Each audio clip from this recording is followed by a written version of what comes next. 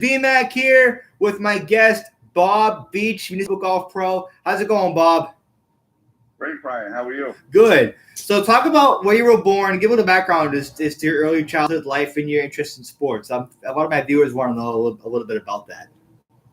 Sure. I was born in Watertown, Mass., and I pretty much played every sport I could. And, I played even in the winter. There was a tennis course that they froze over, so I played hockey and basketball. Yeah. When I was a kid, right up through junior high. And then I got interested in golf through caddying at Oakley Country Club when I was 12, 13 years old. Wow.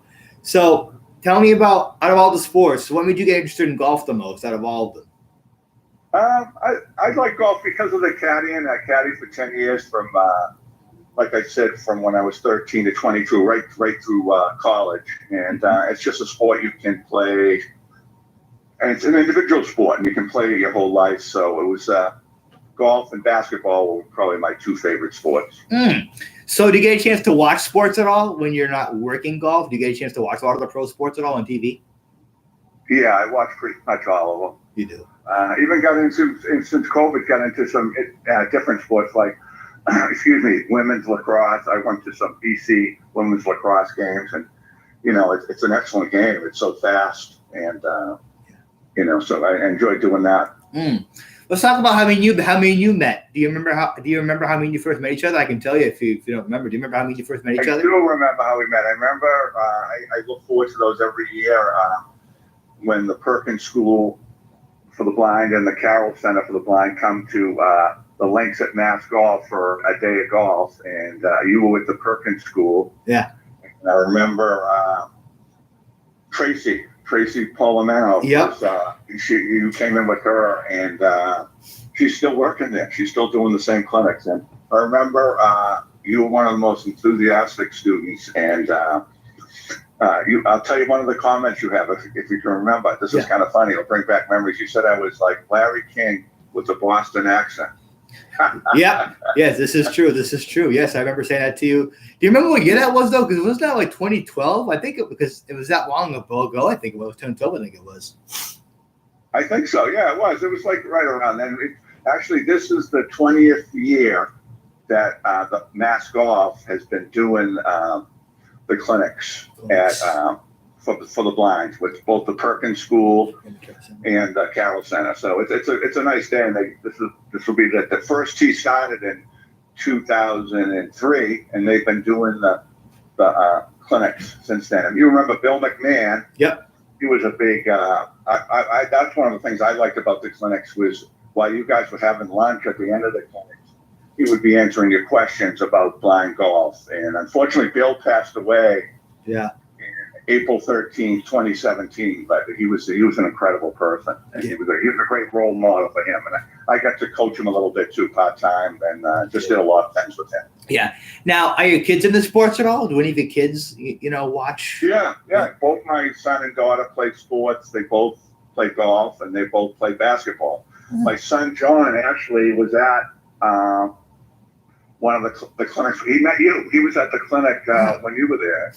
And it was kind of funny, and he remembers that line about Larry King, which is funny. And the thing I remember about you too is I was proud of you that you went on to become like a broadcaster, I believe, for high school football games up in the North Shore, right? Yeah, Lowell. Yep, the Lowell area. Lowell, yeah, that's cool. And did you do?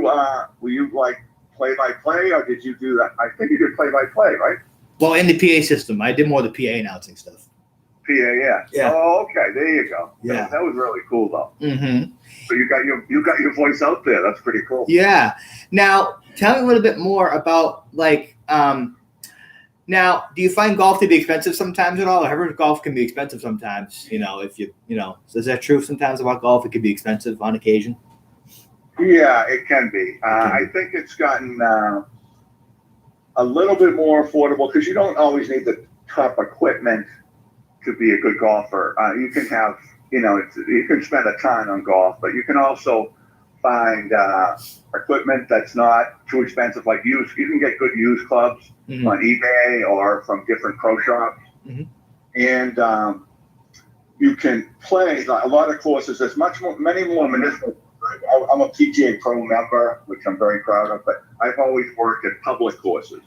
And I was the head pro at Braintree Municipal for 28 years in Braintree. And we were always affordable, and we had certain times it was very inexpensive, like late in the day. So it doesn't have to be. No. It can be expensive. My whole goal in golf is to make it more inclusive and get more people playing. And it's kind of funny what helped golf. One of the things that really started growing golf again was COVID. That's COVID because people couldn't do anything.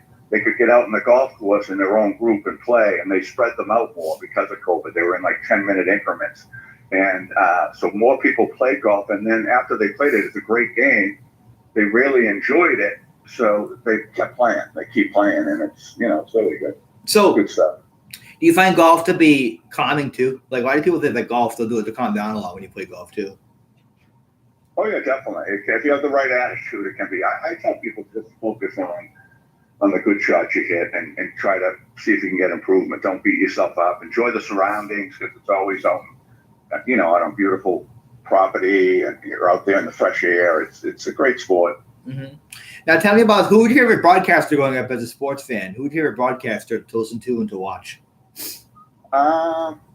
My favorite probably was because I was a Celtics fan. I grew up. My aunt took me to some of Bill Russell's the Celtics in the early '60s. I was born in '53, so I went to some games in the early. My aunt Millie took me to some games, and Johnny Most was he was legendary. He had that great voice. And Bob Wilson too was a Bruins announcer, and I actually caddied for Bob Wilson. He had a booming voice. He was the Bruins announcer, and he was a member at Oakley Country Club, so I got to caddy for him. I could tell you what.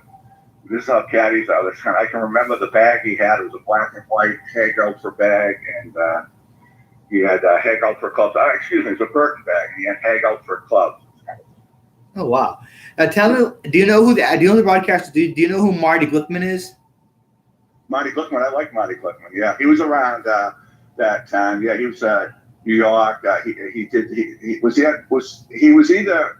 Was he at Madison Square Garden? Was he like yes. the public address? No. He was play-by-play player for a long time. He did play-by-play. Play-by-play for the Knicks? Yeah. Okay. I definitely remember him because the Knicks Celtics had great rivalries. They did. Back then. And the Knicks, I think, they won a championship, I remember, in the 70s with I remember watching a game on Easter Sunday when Johnny Havlicek was playing with one arm and the Knicks won that game. Series. So tell me a little bit about some of your honors that they've gotten many years. I've read some of the stuff on Facebook, but I'm curious about some of your honors and awards that you've received in your career. Probably the biggest one was there was two big. I'd say I was elected into the PGA Hall of Fame, and that's something I never thought would happen, but it's all because of my work with blind golfers and people with special needs and disabled veterans. And so that was an honor. And I won in 2013, the national award for the PGA for the Patriot Award. And I went out to San Diego and got the award, and they did a nice little 5-minute video on it. And I just had a special place for veterans, helping, especially disabled veterans I've been able to help. And so that, and the last one would be like the Conrad Railing Award. That was a national award for Special Olympics, and I've done a lot of work with Special Olympics. And that award was different. It was actually done right at the New England PGA, so it was my peers were all there. So it was totally different than going way out to California. And a young man named Kevin Ridd, who has Down syndrome, introduced me and gave a speech. And so that was one of the. That's online too. That was pretty cool because. Imagine somebody with Down syndrome addressing like 300 or 400 golf pros and giving a little speech about telling them about it. It was pretty cool. Yeah. Now, funny question. So how can people follow you online? Is there a way that people can follow you? What you're doing next upcoming events? Like, how can people that want to know more about you? How can they get more information on you? I started. I was never a big, on doing social media, but I started because I'm trying to show people what I do, and I really enjoyed my thing. I like helping people, so golf allows me to do it. Yeah. And I'm on Facebook, and I'm under Bob Beach PGA. Okay. On Facebook, and I also do Instagram and Twitter. Wow. And so I've tried to do more. And the one thing I started doing the last couple of years is the videos or short reels, and I really like it. They kind of show what I'm doing, and people seem to enjoy them, as well as photos, and then a little I just try to tell them what I'm doing and hope other people get into it. Now, did you ever meet Tiger Woods in your time? I know you've golfed. Did you ever meet Tiger? No, I wish I did. I did at when they had the Deutsche Bank, and then they had a playoff tournament at TPC Boston for many years. Right on Labor Day weekend, Tiger played, and they would have a pro go around from the New England PGA, go around with each player. I never was able to get with Tiger, but I did caddy for let's see who I did. Ernie Els and Matt Kuchar, and yeah, so that was fun, but it's funny you asked that. Those are the two. I would say that's the two most asked questions that I hear as a PGA pro. Did you ever meet Tiger Woods? And the second one is, do you play golf every day? So what do you do for fun when you're not golfing, or is golfing really a passion these days now? I mean, what do you do for fun, when you're not golfing? I try to go.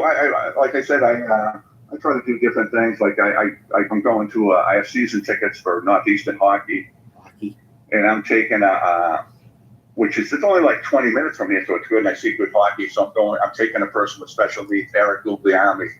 Oh. Him and I are going to the game tomorrow night against UConn. So I like doing things like that, keeping in touch with the athletes. And I coach basketball for Cardinal Cushing, which is special needs basketball, and that keeps me busy in the winter. So that's been fun too. I've been doing that for like 15 years or so. Now, so it's not just golf; it's also coaching basketball. And, a lot of it's volunteer, but I really enjoy doing it. When you coach those sports, do you yell like most coaches, or no?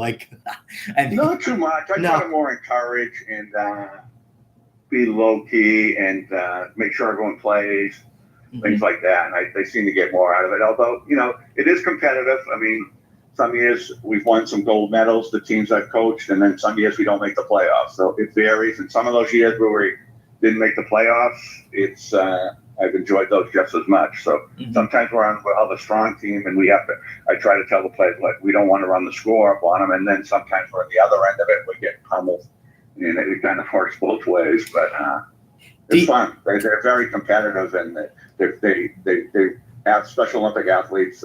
They don't give up, and they really know how to adapt. Do you know who the name John Wooden is? Oh yeah, he was a great coach at UCLA. He's got some. His book has some great principles in it that will help you in any sport. Now, funny question: Did you get to write your own book at some point, your own memoir? Because I would read that book on audiobook. I would listen to that. Would you ever write your own memoir at some point? I don't know. You don't know, because it's true. Like sometimes I joke, like I say, I don't put everything on Facebook. Like some of it's too personal. Yeah. I help people with Parkinson's and dementia, and try to keep people like that playing golf. I kind of. For several years, I've taken several people out, but sometimes like 3 years, and we take them out once a week. And then unfortunately, it gets where they can't do it anymore. But those have been special relationships that I don't really put on social media. So, and I tell people, you have to read my memoirs to get that. But I don't know. You never know. Now, I just don't know if it would be interesting enough. But I think what I try to do is promote volunteering and just helping people through golf. So. It's funny. So I haven't seen you in a long time, but I'll have to come see you if I have a chance to. So I go to a program on movement now called Shore Movement now, where I go now because I'm done with school. So if I can come down, I'll have to come down and see if there's opportunity to come down. You have to find out. You could find out through Tracy when they come this year, and if you'd be a great speaker to talk to people and tell them about. You could be like the Bill McMahon. That'd be really cool. Yeah, that'd be great. She still remembers you, because I asked you. Well, another thing you did one time was so funny. My son was there. Yes. And you were walking here, and you were talking to Tracy. Go, is Bob Beach going to be here? Is Bob Beach going to be here? Yep. And Tracy goes, I don't know if he's going to be here. He's here every year, and I was there, so it was kind of funny. And it was like you didn't even know it, and there were other pros there then, and you were like promoting me, which I didn't do on purpose, but other pros were hearing that, and it was pretty cool. So, of course, so how did I promote you, though? What do you mean I promoted you? Explain that to people. I promoted because you were saying, just the fact that you really wanted me to be there. Yeah. And it wasn't a big thing, but, I don't get that all the time, so it was kind of special to me, and I remember that. And my son was there; he heard it. So You heard it. Thanks. there's not that many people that are looking forward to seeing you like you were. Yeah. And Bill McMahon used to call me like 100% volunteer. I never missed any of those clinics. No. And finally, I did. Right around just before COVID, I had a knee surgery at meniscus, and I missed one of them. You did. That was about So Wow. Well, that sounds great, Bob. Perfection's overrated. Exactly. Now, before I let you go, I had a question about this too. Is that you mentioned a guy that you used to imitate him a lot, Bob Shepard. You know who he was? The Yankees announcer. Yeah, I love going to the old Yankee Stadium. Your attention, please, ladies and gentlemen. The center Unruly behavior will not be tolerated at Yankee Stadium. So anyone failing to comply will be arrested and prosecuted to the full extent of the law. If you're from Boston, you will be sent immediately to Rikers Island to await trial in the New York judicial system. Oh, like that, Brian? Probably don't spin on it a little bit for you, Brian. That was awesome. I appreciate that. So, tell me a little bit more about. So, when you tell me about in driving, when you do driving or in golf, when you say the word clear a lot, I like when you say the word clear. Tell me, why do you use that word when you do driving? That's a key word because it means it's safe to swing. Because obviously, a blind person or a visually impaired person can't, especially a totally blind person, they can't see. They can't see, so they have to depend. You want to clear. You don't want to get hurt, or you don't want them swinging and hurting anyone else. So clear means there's no one in their way, either that where they could get hit. So it means, and I've actually used it. That's a good point you make. That's the key word. Bill McMahon always said that, and I use it in other sports sometimes too. Because like when I'm helping a person with special needs, I'm careful that they don't swing until it's safe, and I'll say clear. So it's kind of worked into other sports too. Do you remember a golf person at Mass Golf name? I think her name was Dot. Dottie. Dottie. I think it was. No. It was Dorothy. Yeah. I think they do. Yeah. But they've had different people work there, but they've all been good. And the pro there now, Drew Chapman. Yeah. He's gotten into it. He's a hit pro at the Links at Mass Golf, and he's been helping us. He's been doing a great job. And another woman, Lynn Lazaro, whose father, Joe Lazaro, famous blind golfer. Yeah. She does a great job on organizing and helping with the clinics. And here's a cool thing that happened in just during COVID. They built two artificial putting greens in Waltham, right next to Bentley University, and it's called the Joe Lazaro Putting Center. Oh, wow. And it's open, it's free for everybody, and it's used all the time. And that's a real honor to Joe Lazaro, who was a champion. And he was wounded during World War. He was blinded during World War II, and he's just an incredible person. What attracts me to Waltham is the fact that all of their programs, recreation programs, are inclusive. So after I retired in 2018, I've been just doing totally adaptive golf these last 4 or 5 years, and then 5 years. And then it's kind of funny. When I retired, other pros that do adaptive golf around the country, they called me and said, "You can't retire. Who's going to do it?" So they were kind of right. So I'm actually busier than I ever been. I'm doing it like 6-7 days a week in season. Now, did you ever golf with any people in wheelchairs before? Did you ever do any wheelchair golf at all? Have you ever done that before? A ton, yeah. We do. I do that through Golf for All. That's a nonprofit that we help anybody, blind golfers, disabled vets, people in wheelchairs, Parkinson's, and that's an organization that's executive director is Fred Corcoran, and one of the people that Jerry Donovan is. He's a T6. He's paralyzed from the chest down, and he's like a big teacher, and he'll go. Like last year, we did clinics for veterans with spinal cord injuries from the VA in Brockton and Jamaica Plain. Brockton and West Roxbury. And he was a huge person in helping those veterans. And him and I work together. So he a lot of times knows more about the physical aspect. Yeah. And then I know about the teaching, and we were like a good team. So would I be able to bring I have some friends in wheelchairs I work with now at my place. Could I be able to bring some of them down if possible? I think that'd be a lot of fun. I'd come down and come see you if it's possible. Is there a way to do that? There would be a way to do that to get that done? Yeah, anytime. We had a lot of where I do instruction now is at is at Leo J. Martin and Ponkapock, and they're both DCR courses. And the DCR and the pro, Jim Burke has been great in letting us do have clinics and playing opportunities at those courses, and they're welcoming, and they each have 2 adaptive golf carts. They have 2 adaptive golf carts at Ponkapock called Para Golfers, and they have 2 at Leo J. Martin Golf Course in Weston. Okay. So I don't know if this will work, but I am in Woburn, so I don't know if I can maybe, if there would be a way to maybe arrange something. I'd like to get my friends to come out if we can get them down there. I got some friends. Yeah, we could do that through Golf for All and through those different facilities. All right. We could definitely help. All right. That'd be great, Bob. This come on the podcast today, Bob. Been a great guest today, Bob. Like always, man. We'll keep in touch, Bob. I promise you. We'll definitely keep in touch. All right. I appreciate it, Brian. I'm glad you're doing great things. Take care, my friend. Take care, my friend. We'll talk soon on email. Thank you, buddy.